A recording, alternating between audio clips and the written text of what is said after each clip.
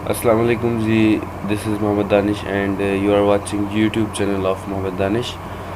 सो exercise 22.1 हमने complete कर ली थी। अब एक्सरसाइज 20.2 थी, बट एक्सरसाइज 22.2 को फ़िलहाल स्किप करें। अभी चलते हैं एक्सरसाइज 22.3 की तरफ। ठीक है। सो 22.3 का जो पहला टॉपिक है that is major of central tendency.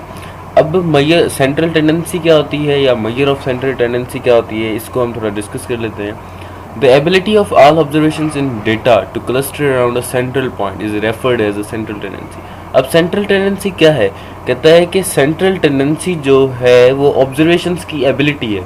ठीक है, ऑब्जर्वेशंस की ऐसी एबिलिटी कि वो एक सेंट्रल पॉइंट के अराउंड क्लस्टर बना ले। ठीक है, ability of observation in data to cluster around a central point. ठीक है, डेटा की एबिलिटी के जिसकी वजह से वो एक सेंट्रल पॉइंट के अराउंड क्लस्टर बना ले, उसको हम कहते हैं, वो हमारी क्या है? सेंट्रल टेंडेंसी है। ठीक है, अ central point of the data is called the major of central tendency. अब मेजर ऑफ सेंट्रल टेंडेंसी क्या है? डेटा का सेंट्रल पॉइंट। ठीक है, जो भी हमारे पास डेटा है उस डेटा का जो सेंट्रल पॉइंट होता है वो हमारे पास कहलाता है मेजर ऑफ सेंट्रल टेंडेंसी। ठीक है, और सिंपली एन एवरेज, या उसे हम सिंपली जो है वो एवरेज भी कहते हैं। अब measure of central tendency represented the whole data by a single central point.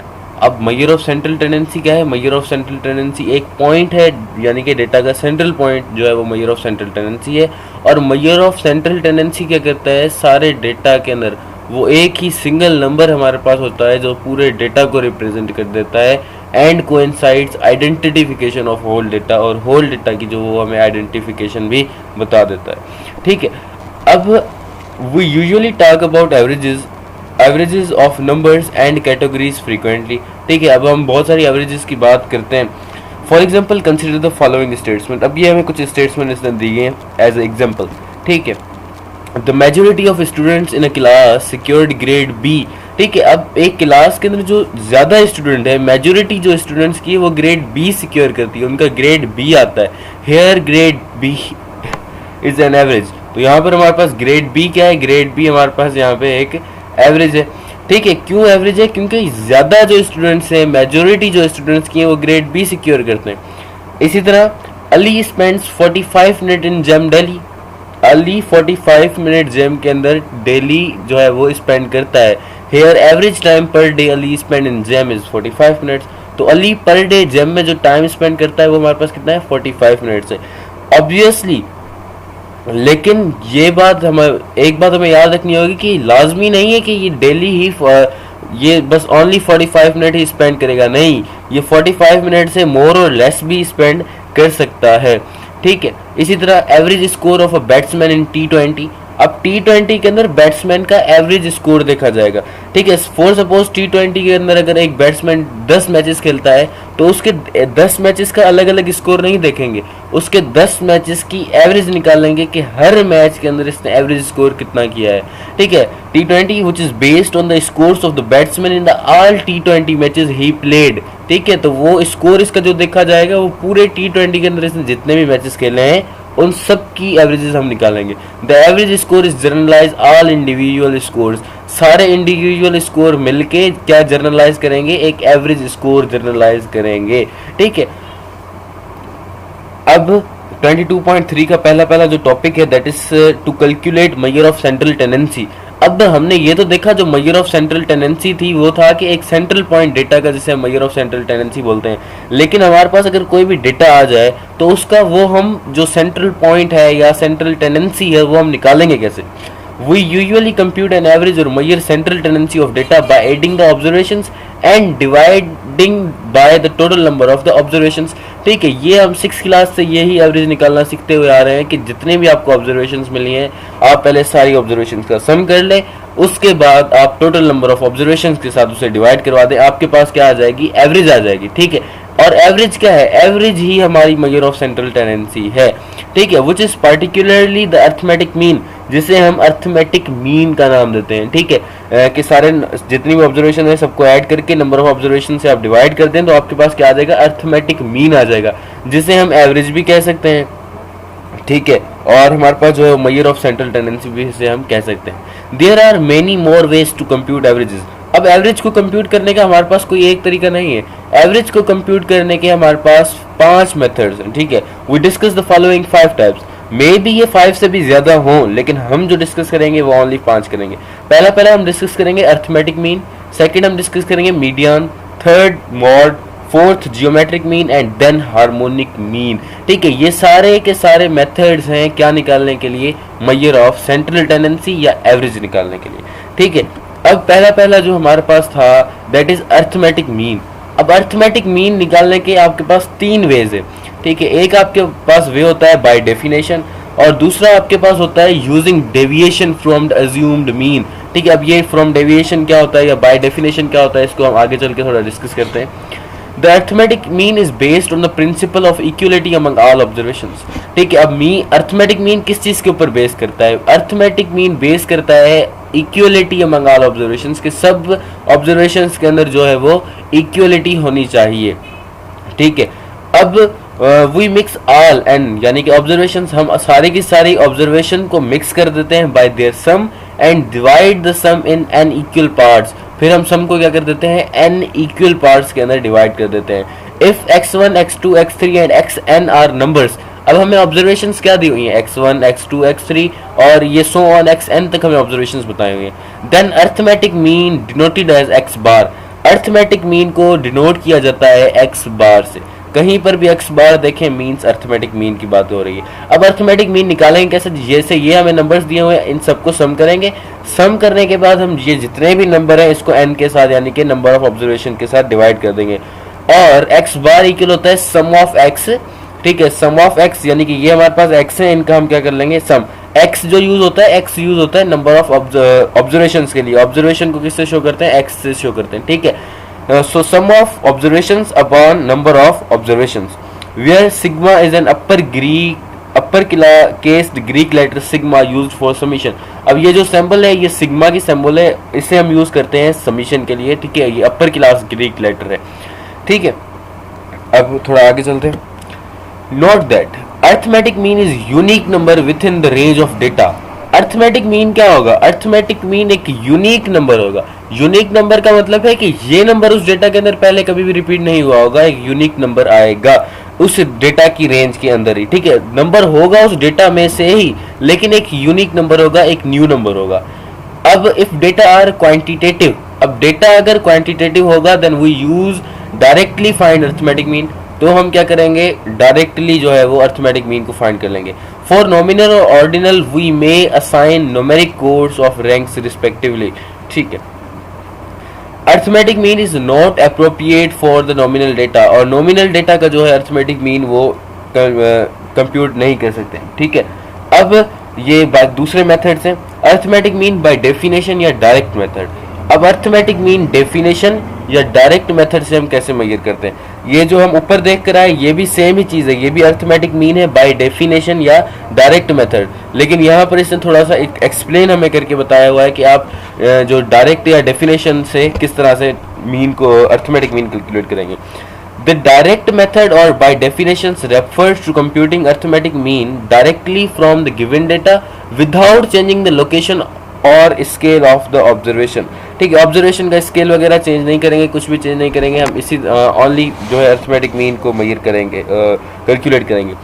In direct method या बाय डेफिनेशन, अब डेफिनेशन या डायरेक्ट मेथड एक ही बात है, या तो हम इसको डेफिनेशन बोल सकते हैं या हम इसको डायरेक्ट मेथड भी बोल सकते हैं। We use the following formulas, इसके अंदर हम कुछ फार्मूलाज यूज करेंगे। हम पहले पढ़ के आ चुके हैं, डेटा हमारे पास दो तरह का होता है, एक होता है अनग्रुप्ड डेटा, ठीक है, दूसरा होता है ग्रुप डेटा।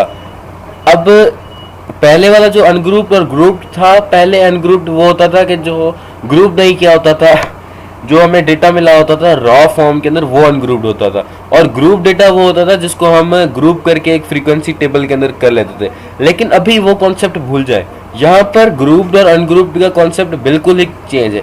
यहाँ पर जो अनग्रुप्ड का कॉन्सेप्ट है, यहाँ पर अनग्रुप्ड डेटा हमें कहता है कि अगर आपको फ्रीक्वेंसी नहीं दी हुई, डेटा दिया हुआ है लेकिन डेटा के अंदर फ्रीक्वेंसी नहीं मिली हुई, तो डेटा किस तरह का होगा, अनग्रुप्ड होगा, ठीक है। और अगर आपको डेटा के अंदर फ्रीक्वेंसी गिवन है तो आपका डेटा कैसा होगा, ग्रुप्ड होगा, ठीक है। बस आपने यही याद रखना है, जिसमें फ्रीक्वेंसी नहीं होगी वो अनग्रुप्ड और जिसमें फ्रीक्वेंसी होगी वो ग्रुप्ड। अब अनग्रुप्ड डेटा को कैलकुलेट करने के लिए जो हमारे पास फॉर्मूला है वो है sum of x upon N. अब यहाँ पर ये एक्स क्या है, एक्स है हमारे पास नंबर ऑफ ऑब्जर्वेशन, सारी नंबर ऑफ ऑब्जर्वेशन का सम करें एट द एंड, उसको नंबर ऑफ ऑब्जर्वेशन के साथ डिवाइड करवा दें, ठीक है। या इसको हम सिंपली बोल सकते हैं sum of x upon n. ये यहाँ पर जो आप देख रहे हैं n i i is equals to 1, इस सारे को छोड़ दें, बस ये सिंपल सा फार्मूला है sum of x upon N, ठीक है। उसके बाद आ जाए फॉर ग्रुप्ड डेटा। अब अगर कहीं डेटा ग्रुप्ड आ जाता है, डेटा के अंदर आपको फ्रीक्वेंसी भी गिवन है, फिर आप अर्थमेटिक मीन कैसे कैलकुलेट करेंगे, फिर arithmetic mean calculate arithmetic mean calculate करने के लिए फार्मूला यूज करेंगे सम ऑफ एक्स एफ अपॉन में सम ऑफ एफ, ठीक है। या ये जो यहाँ पे आई वाई लिखे हुए हैं इनको छोड़ के एक सिंपल सा फार्मूला ले लें सम ऑफ एक्स एफ अपॉन में सम ऑफ एफ। अब आपने करना क्या है, नंबर ऑफ ऑब्जर्वेशन भी आपको गिवन होगी, फ्रीक्वेंसी भी आपको गिवन होगी, आपने नंबर ऑफ ऑब्जर्वेशन को फ्रीक्वेंसी के साथ मल्टीप्लाई कर लेना है और आखिर में आपने उनको सम ऑफ एफ यानी कि सारी फ्रीक्वेंसीज का सम करके उसको डिवाइड कर देना है, ठीक है। जब हम इसकी एग्जांपल करेंगे तो ये थोड़ा मजीद समझ में आ जाएगा। Where x i are individual observation in the ungrouped data and class mark in the group data and डिग डिग डिग डिग, ठीक है। बस यही फार्मूलाज है, इसी से ही हम क्या करेंगे अर्थमेटिक मीन को कैलकुलेट करेंगे, ठीक है। अनग्रुप डेटा के लिए sum of x upon n और ग्रुप डेटा के लिए sum of x f upon sum of f. So that's all about calculating arithmetic mean by definition या डायरेक्ट मेथड। और उसके बाद मेजर ऑफ सेंट्रल टेंडेंसी क्या होती है, सेंट्रल टेंडेंसी खुद क्या होती है, ठीक है। यही इनका कॉन्सेप्ट है। बाकी इंशाल्लाह जब इसकी एग्जांपल करेंगे तो आपको अर्थमेटिक मीन अच्छे से क्लियर हो। Example number 1, find arithmetic mean of the following data set by definition. अब हमने क्या करना है, ये कुछ डेटा सेट्स गिवन है, इनका अर्थमेटिक मीन जो है वो फाइंड करना है बाय यूजिंग डेफिनेशन, ठीक है। डेफिनेशन या डायरेक्ट मेथड भी हम इसे बोल सकते हैं, ठीक है। सो पहले के अंदर है 2 3 7 5 5 13 1 7 4 8 3 4 3। इसका हमने क्या निकालना है, अर्थमेटिक मीन निकालना है बाय डेफिनेशन। तो हम सोल्यूशन करेंगे, लिखेंगे बाय डेफिनेशन और direct method we have. So x bar यानी कि अर्थमेटिक मीन बराबर होता है sum of x upon n. ये सारे के सारे क्या है, ये सारे के सारे एक्स हैं, ठीक है। आप यहाँ पर लिख सकते हैं कि x equal to 2 3 7 5 5 and x y z, सही है। सो सम ऑफ एक्स, इन सब का आप क्या कर लेंगे, सम कर लेंगे। सो इन सब का मैंने क्या कर लिया, सम कर लिया। उसके बाद एन, एन यानी कि इनको काउंट करें 1 2 3 4 5 6 7 8 9 10 11 12 13। सो ये 13 है, इसको डिवाइड कर दें 13 से, इन सब का सम आ जाएगा 65 डिवाइडेड बाय 13, ये हो जाएगा 5, ठीक है। तो इसका अर्थमेटिक मीन कितना आ गया, 5 आ गया। इसी तरह दूसरे वाले का इसका, ठीक है। अर्थ by definition we have sum of x upon n. So x का आप क्या कर लेंगे, सम कर लेंगे, डिवाइड कर देंगे जितने नंबर हैं, तो 4 नंबर हैं, 4 से डिवाइड कर लिया। इन सब का सम 96 अपॉन 4, ये किलो देगा 24 के। इसी तरह एग्जाम्पल नंबर 3, इसके अंदर भी क्या करना है, sum of x upon N, सबका सम कर लिया, डिवाइडेड बाय एन आ गया arithmetic mean. Note that the arithmetic mean is affected by the extreme values और आउटलर्स, ठीक है। अब क्या कहता है कि जो अर्थमेटिक मीन है ना वो एक्सट्रीम वैल्यूज की वजह से थोड़ा थोड़ा अफेक्ट होता है। जिस तरह ये एग्जांपल नंबर 2 हम देख रहे हैं, एग्जांपल नंबर 2 के अंदर जो हमारे पास डेटा है वो है 7 5 74 और 10। अब यहाँ पर जो एक्सट्रीम वैल्यू है या जो आउटलर है, जिस तरह से ये 74 है, ठीक है, इस बाकी वैल्यूज तो इसके अंदर छोटी थी, 7 छोटा था, 5 छोटा था, 10 छोटा था, ये 3 नंबर छोटे थे, लेकिन जो हमारे पास अर्थमेटिक मीन आया वो इन तीनों से बड़ा क्यों आया, इन तीनों से छोटा भी तो आ सकता था। यहाँ पर एक वैल्यू ऐसी है जिसकी वजह से ये पूरा का पूरा अर्थमेटिक मीन जो है वो अफेक्टेड हो रहा है। वो कौन सी है, वो एक्सट्रीम वैल्यू है या आउटलर वाली वैल्यू है। यहाँ पर भी यही सेम कहता है इन एग्जाम्पल 1 की 2 के अंदर अर्थमेटिक मीन जो है वो 24 is far away from n observation, ठीक है। ये क्या है, ये जो हमारे पास ऑब्जर्वेशन है उन सब ऑब्जर्वेशन से दूर दूर जा रहा है, ठीक है। 7 5 74 एंड 10 ड्यू टू द आउटलर 74, किस वजह से, ये 74 की वजह से पूरा का पूरा अर्थमेटिक मीन जो है वो अफेक्टेड हो रहा है। अब इसी तरह से ये जो एग्जांपल नंबर 2 है, ये भी है grades of 5 student who studied in group were A+B+C+B+A, ठीक है। Identify the average grade using arithmetic mean. अब अर्थमेटिक मीन को यूज करते हुए हमने क्या फाइंड करना है, अर्थमेटिक मीन फाइंड करना है। अब नंबर तो ये हमारे पास कोई नहीं है, ठीक है, ये नंबर है ना कुछ है, हमने निकालना अर्थमेटिक मीन है। तो अब इसका अर्थमेटिक मीन कैसे निकालें भाई जब नंबर ही नहीं है। तो सॉल्यूशन के अंदर कहता है the data are ordinal. Data क्या है, ऑर्डिनल डेटा ऐसा होता है जिसके अंदर ऑर्डर में यानी कि डेटा ऑर्डरिंग के अंदर होता है, and can be ranked by numbers. तो इसको हम क्या कर देते हैं, नंबर्स के साथ रैंक्ड कर देते हैं। We represented grade C+, B+, A+, by labels 1 2 3 4 5 6 respectively. हम क्या कर देते हैं, ये जो हमारे पास ग्रेड्स हैं इन ग्रेड्स को हम रैंक कर देते हैं, नंबर कर देते हैं 1 2 3 4 5 6, क्योंकि डेटा ऑर्डिनल है, हमें ऑर्डर के अंदर चाहिए, सबसे पहले छोटा, फिर उससे बड़ा, उससे बड़ा, उससे बड़ा, उससे भी बड़ा, इस तरह से। ठीक है, अब हम क्या करते हैं, अर्थमेटिक मीन निकाल लेते हैं। सो सम ऑफ एक्स अपॉन एन, सबका सम कर लें, डिवाइड कर दें एन से। इसने आगे पीछे पता नहीं क्यों किया, लेकिन आप सिंपल सीधा सीधा 1 + 2 + 3 + 4 + 5 + 6 करेंगे और डिवाइड कर देंगे, 5 नंबर है 5 के साथ, इन सबका सम 19 अपॉन में 5। सो 19/5 का मतलब है 3.8। 3.8 जो है वो सिमिलर है 4 के, so 3.8 similar to 4, so the average grade is B positive. अब जो एवरेज ग्रेड है वो बी पॉजिटिव कैसे है, क्योंकि हमारे पास अर्थमेटिक मीन 4 आया और 4 नंबर वाली रैंक किसकी थी, हमने यहाँ से रैंक दी थी 1 2 3 4। ये जो 4 नंबर वाली रैंक है ये किसकी है, बी पॉजिटिव वाले की है।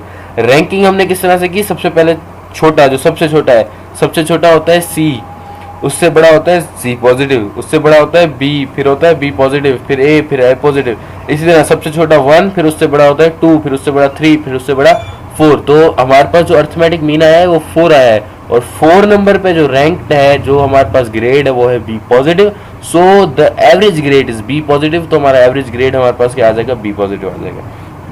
Now example number 3, find arithmetic mean amount of cold drink by definition in the following data. अब देखें यहाँ पर आपको क्या है, फ्रीक्वेंसीज गिवन है। नंबर ऑफ बॉटल्स का मतलब क्या है, ये नंबर ऑफ बॉटल्स हमारे पास फ्रीक्वेंसीज है। ठीक है, अब हम क्या करेंगे, यहाँ से निकालेंगे arithmetic mean definition method use करके, बट ये डेटा इस बार ग्रुप्ड है, तो ग्रुप डेटा के लिए हम फार्मूला यूज करेंगे सम ऑफ fx अपॉन में n। ठीक है, सो data is grouped into the discrete classes. अब क्लासेस हमारे पास दो तरह की होती थी, एक क्लासेस होती थी कंटिन्यूअस क्लासेस, एक होती थी डिस्क्रीट क्लासेस। डिस्क्रीट क्लासेस वो क्लासेस होती थी जिनके अंदर सिंगल नंबर्स होते थे, जिस तरह से ये क्लासेस हैं, इन क्लासेस के अंदर सिंगल नंबर्स है, so this classes is known as discrete classes. और कंटिन्यूअस क्लासेस ऐसी क्लासेस होती थी जिनके अंदर रैंक ऑफ नंबर, सॉरी, जिनके अंदर यानी कि बहुत सारे नंबर्स होते थे, पूरा का पूरा एक ग्रुप होता था नंबर्स का। ठीक है, द क्लास मार्क एक्स। अब जो हमारे पास अनग्रुप्ड डेटा होता है ना, अनग्रुप्ड डेटा के अंदर एक्स जो है होता है वो एक्स रिप्रेजेंट कर रहा होता है नंबर ऑफ ऑब्जर्वेशन को, but in the grouped data, sorry in the grouped data, जो ग्रुप्ड डेटा के अंदर हमारे पास एक्स होता है, एक्स हमारे पास रिप्रेजेंट करता है क्लास मार्क्स को। ठीक है, तो यहाँ पर द क्लास मार्क एक्स, तो यहाँ पर एक्स क्या है, क्लास मार्क्स है, और क्लास मार्क्स हैं क्या, 1.48 1.49 1.50 1.51 1.52, जो कि यहाँ पर हमने लिख दिए। ठीक है, the computation are shown in the table. अब कंप्यूटेशन इसने क्या की है, टेबल के अंदर, जहाँ पर इसने रखे हैं क्लास मार्क्स। ठीक है, ये क्या है, हमारे पास एक्स रखा है यहाँ पर, और यहाँ पर इसने रखा होगा एफ एक्स एफ, और यहाँ पर इसने रखा होगा एफ एक्स, यानी कि f into, sorry, x into f. So 1.48 इसको मल्टीप्लाई कर दिया, इसकी फ्रीक्वेंसी से ये इतना आ गया। इसी तरह 1.49 मल्टीप्लाई बाय 7 हो गया 10.43। इसी तरह से ये सारे। अब चाहिए क्या, सम ऑफ एफ भी तो चाहिए, तो इसका सम ऑफ एफ कर लिया, 2 7 9 9 और 5 14 14 और 5 19 और 1 20। सम ऑफ एफ कितना आ गया, 20। अब फार्मूला हमारे पास है कि एक्स बार बराबर होता है sum of x f. X f का हमें क्या चाहिए, सम चाहिए। सो ये जो एक्स एफ आया इसका मैंने क्या कर लिया, सम कर लिया। सो 29.96 इसका क्या आ गया, सम आ गया। सो 29.96 डिवाइडेड बाय 20, आंसर आया 1.496 लीटर। तो हमारे पास अर्थमेटिक मीन जो है वो हमारे पास कितना आ गया, 1.498। ठीक है, इसी तरह से एग्जांपल नंबर 4, इसमें भी अर्थमेटिक मीन कैलकुलेट कर रहा है सेटिस्फिकेशन का। सो लेवल्स हमें ये दिए हुए हैं, not at all, not very, not sure, somewhat, very. So data दोबारा से जो है किस तरह का है, ऑर्डिनल डेटा है, ऑर्डर वाला डेटा है। जब भी डेटा ऑर्डर वाला होता है तो हम क्या कर देते हैं, हम ये भी जितने भी हमारे पास ये हमें जो चीज़ें गिवन है, यानी कि नॉट एट ऑल, जो हमें सेटिस्फिकेशन लेवल गिवन है, इनको हम रैंकिंग कर देंगे 1 2 3 4 5 से। सो नॉट एट ऑल को हमने बोल दिया 1, नॉट वेरी को हमने बोल दिया 2, इस तरह समवॉट को हमने बोल दिया 3, नॉट श्योर 4, इसी तरह 5 रिस्पेक्टिवली। अब बाय डेफिनेशन डेटा देखो, इसके अंदर हमें जो है नंबर ऑफ कस्टमर्स भी बताए हुए हैं, यानी कि इसके अंदर हमें फ्रीक्वेंसी भी गिवन है। सो हम क्या करेंगे, एफ ऑफ एक्स, यहाँ पर नॉट एट ऑल का नंबर 1 है तो 1 मल्टीप्लाई बाय 3, फिर प्लस कर दें। इसका नॉट वेरी का 2 है, 2 मल्टीप्लाई बाय 8, इसी तरह से ये सारे, इन सब को मल्टीप्लाई करके सम किया 148, और इन फ्रीक्वेंसीज का जब हमने सबका सम कर लिया तो ये हो गई 40, डिवाइड किया 3.7। 3.7 जो है वो सिमिलर है 4 के। सो 4 नंबर वाला जो है वो हमारे पास अर्थमेटिक मीन है। So average satisfaction level fourth rank which is somewhat satisfied. ठीक है, फोर्थ लेवल हमारे पास क्या था, समवॉट जो है वो सेटिस्फाइड है। ठीक है, ये इसी तरह की एग्जांपल्स थी, बाकी इंशाल्लाह इन द नेक्स्ट वीडियो।